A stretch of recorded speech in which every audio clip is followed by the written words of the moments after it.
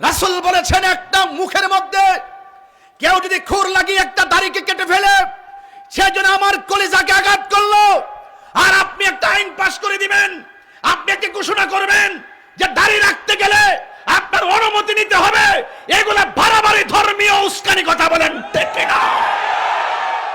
দাড়ি রাখলো নাকি অনুমতি নিয়ে রাখতে হবে, এটা একটা কথা হইল?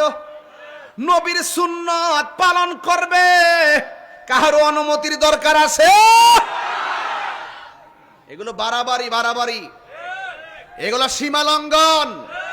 এই সীমা লঙ্ঘন যখন বেড়ে যাবে আসমানি গজব আসবে, ঠিক কিনা বলেন?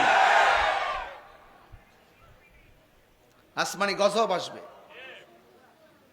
মন গড়া কোনো সিদ্ধান্ত নিবেন না।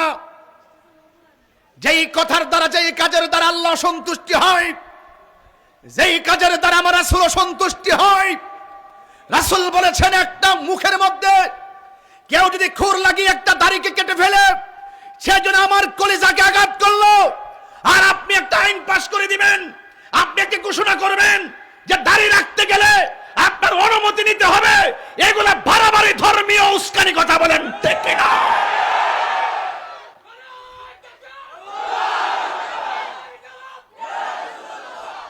আল্লাহু আকবার বলেন। উস্কানি দিবেন না। সম্প্রীতির বাংলাদেশ, সম্প্রীতির বাংলাদেশ, বাবা শাহজালালের বাংলাদেশ। উস্কানি দিবেন না। Law is the respecter of person. আপনার কাজ আপনি করেন, আমার কাজ আমি করব।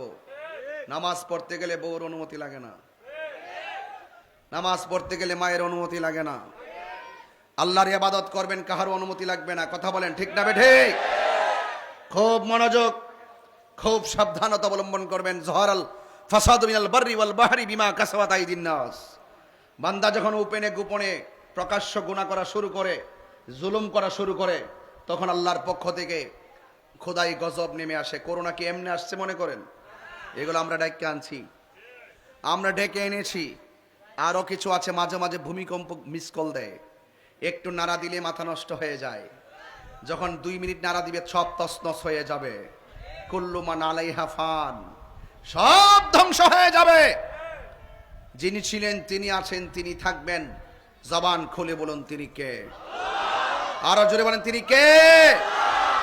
এই সমস্ত উস্কানির ফাঁদে পা দিবেন না। বাংলাদেশের দায়িত্বশীলদেরকে বলবো, এই সমস্ত আত্মঘাতী কথা যেন টকশো হোক আর নীতিমালার আলোকেই হোক, এই সমস্ত উস্কানি দিবেন না। যে উস্কানি দিলে কোটি কোটি মানুষের হৃদয় রক্তক্ষরণ হয়, এগুলো করবেন না। মনে রাখবেন, আল্লাহর ধরা আপনার চাইতে আরো শক্তি।